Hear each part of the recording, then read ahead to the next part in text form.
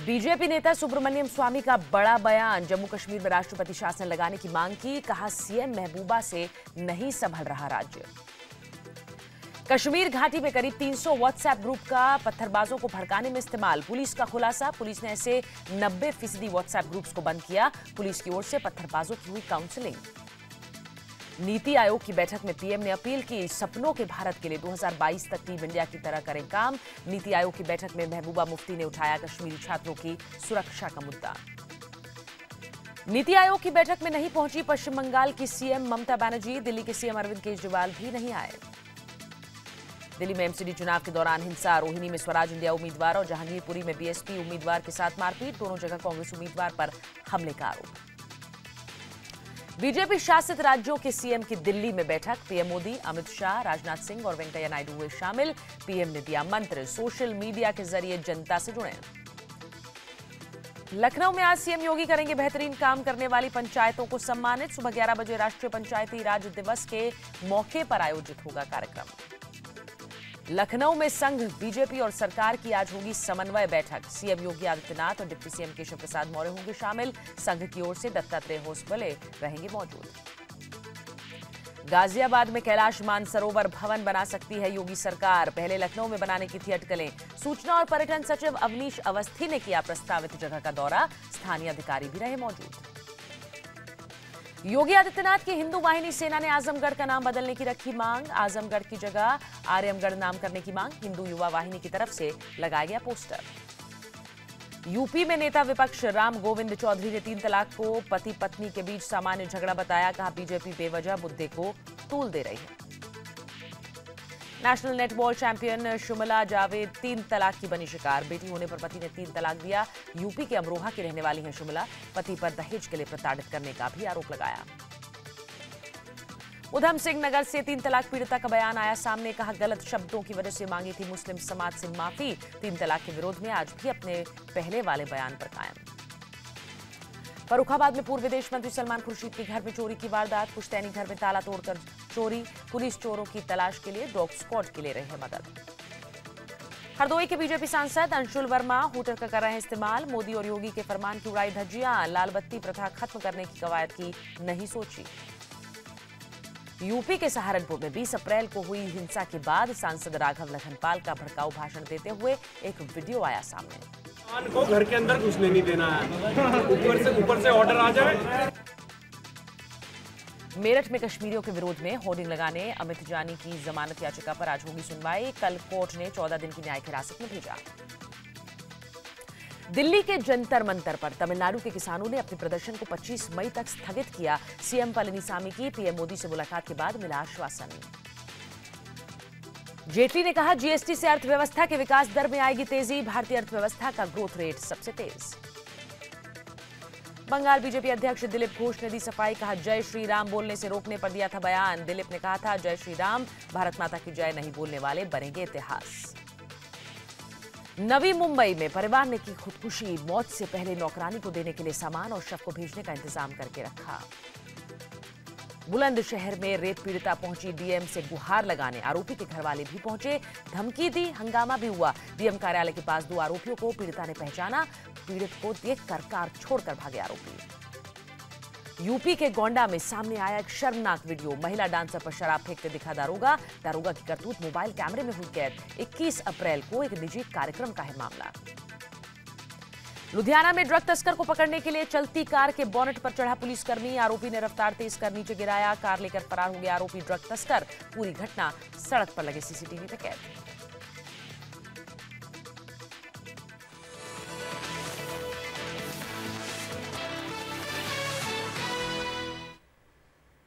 और अब बात आज की बड़ी खबर की। क्या जम्मू कश्मीर में बीजेपी और पीडीपी की दोस्ती टूट जाएगी?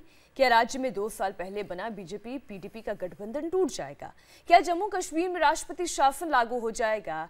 पत्थरबाजों पर दोनों दलों की अलग अलग राय ने अब दोनों को एक दौराहे पर लाकर खड़ा कर दिया है। जहां बीजेपी के वरिष्ठ नेता सुब्रमण्यम स्वामी राज्य में महबूबा मुफ्ती सरकार को पत्थरबाजी रोकने में नाकाम बताकर राष्ट्रपति शासन लगाने की वकालत कर रहे हैं, वहीं मुख्यमंत्री महबूबा मुफ्ती आज सुबह 10:30 बजे दिल्ली में प्रधानमंत्री मोदी से मुलाकात करने वाली हैं। मैं तो शुरू से कह रहा हूं कि वहाँ राष्ट्रपति शासन होनी चाहिए। लातों के भूत बातों से नहीं मानते।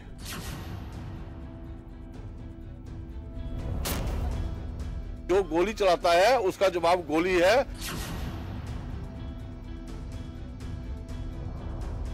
क्या जम्मू कश्मीर में सत्ता के साझेदार अलग हो जाएंगे? क्या बीजेपी और पीडीपी का गठबंधन टूट जाएगा?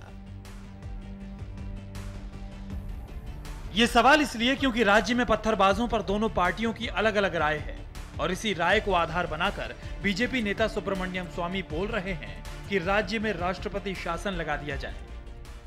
मैं तो शुरू से कह रहा हूं कि वहाँ राष्ट्रपति शासन होनी चाहिए।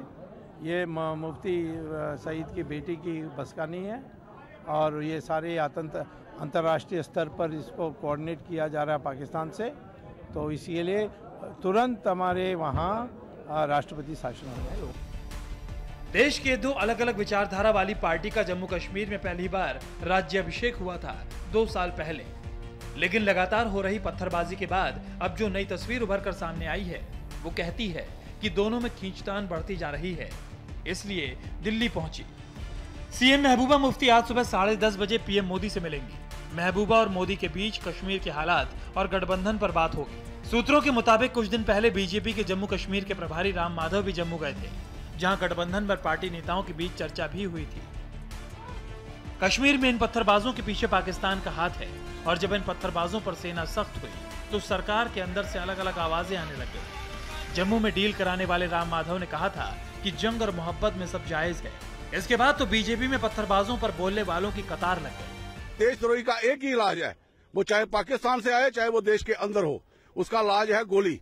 और अगर गोली ना हो तो कम से कम उसको ऐसी सजा देनी चाहिए जैसे उसके डंडे मार रहे थे, ऐसा ही इनका इलाज चाहिए। जो गोली चलाता है उसका जवाब गोली है, बोली नहीं है। गोली वाले को गोली का जवाब, बोली वाले को बोली का जवाब।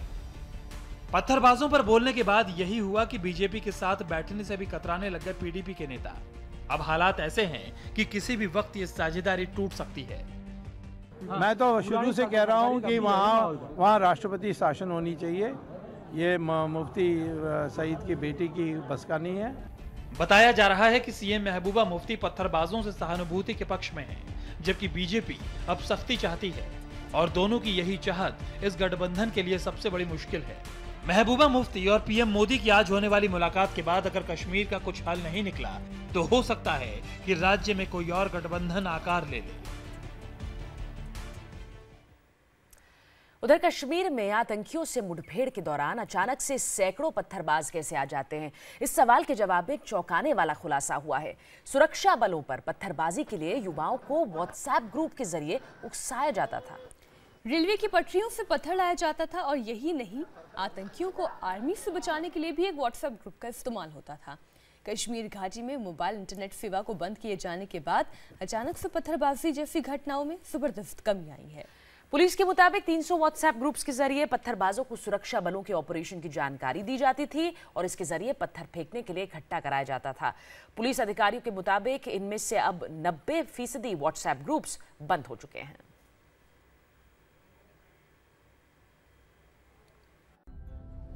कैसे टूट गई कश्मीर में पत्थरबाजों की कमर? आतंक का अड्डा कैसे बन गया था व्हाट्सएप ग्रुप?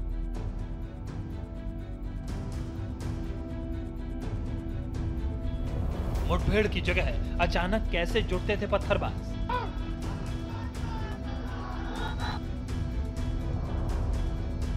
इन सवालों से सब परेशान थे।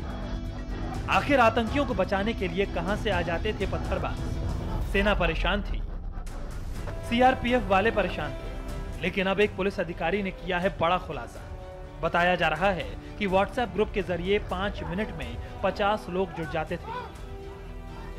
जब से मोबाइल इंटरनेट पर बैन लगा है कश्मीर में, तब से पत्थरबाजों की संख्या कम हो गई है। जांच हुई तो पता चला है कि लोगों को संपर्क करने का सबसे बड़ा साधन व्हाट्सएप ठप हो गया है।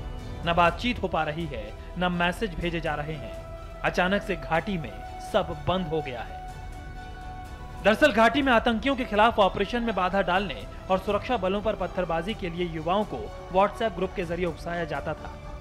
एक पुलिस अधिकारी ने रविवार को बताया कि करीब 300 व्हाट्सएप ग्रुप के जरिए पत्थरबाजों को सुरक्षा बलों के ऑपरेशन की जानकारी दी जाती थी। मुठभेड़ स्थल पर पत्थरबाजों को इकट्ठा किया जाता था। रेलवे पटरियों से पत्थर लाने को कहा जाता था। अधिकारी के मुताबिक इनमें से अब 90% व्हाट्सएप ग्रुप बंद हो चुके हैं। पिछले 3 हफ्तों में इनमें से 90% से ज्यादा ग्रुप बंद हो चुके हैं। इस पूरी घटना को अधिकारियों ने बड़गाम में हुए मुठभेड़ से भी जोड़ा, जहां 2 आतंकियों को मार गिराया गया था, लेकिन पूरी मुठभेड़ के दौरान वहां सिर्फ 1 दर्जन पत्थरबाज जमा हो पाए। अब जांच एजेंसीज को शक है कि बचे हुए 10% ग्रुप को बंद कर दिया जाए, ताकि कश्मीर को जलाने में जो लोग सोशल मीडिया का इस्तेमाल करते हैं, उन पत्थरबाजों की कमर तोड़ दी जाए। एक और बड़ी खबर पंजाब के लुधियाना से सामने आई है। एक पुलिस वाले की बहादुरी की ये तस्वीरें हैं। दरअसल एंटी नार्कोटिक सेल की टीम एक ड्रग डीलर को पकड़ने के लिए मुस्तैद थी, लेकिन ड्रग डीलर ने मौके से भागने के लिए भीड़ भरी सड़क पर तेज रफ्तार से गाड़ी दौड़ा दी। इसके बाद एंटी नार्कोटिक्स टीम का एएसआई ड्रग डीलर की कार के बोनेट पर ही कूद गया। ये सारी घटना सड़क किनारे लगे सीसीटीवी में कैद हो गई।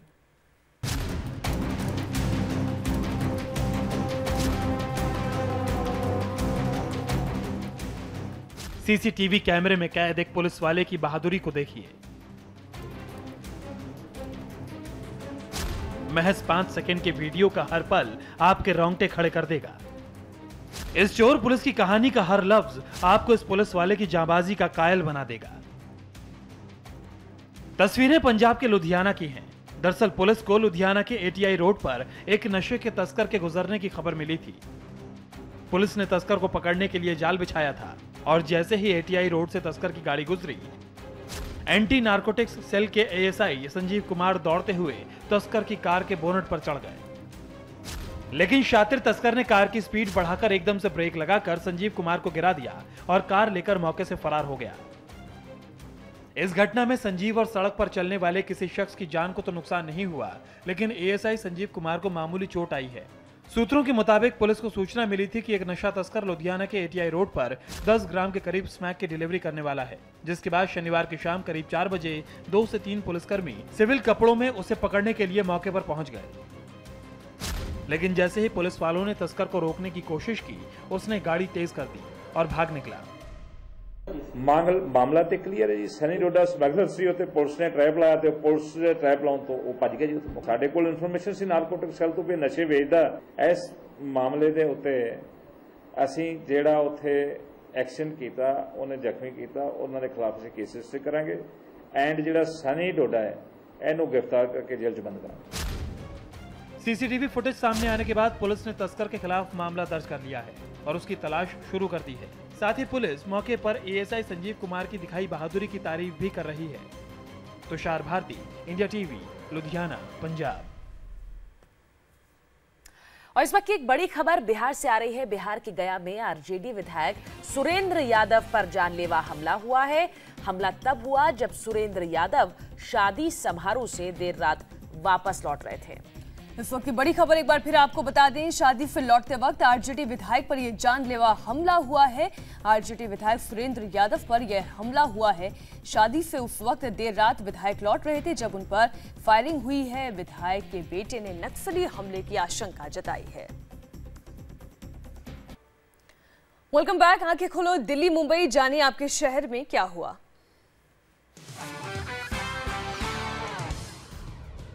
कैश फॉर सिंबल मामले में दिनाकरन आज एक बार फिर दिल्ली क्राइम ब्रांच के सामने पेश होंगे। क्राइम ब्रांच ने दिनाकरन को शाम 4 बजे बुलाया है। कल 11 घंटे तक दिनाकरन से गहन पूछताछ हुई थी।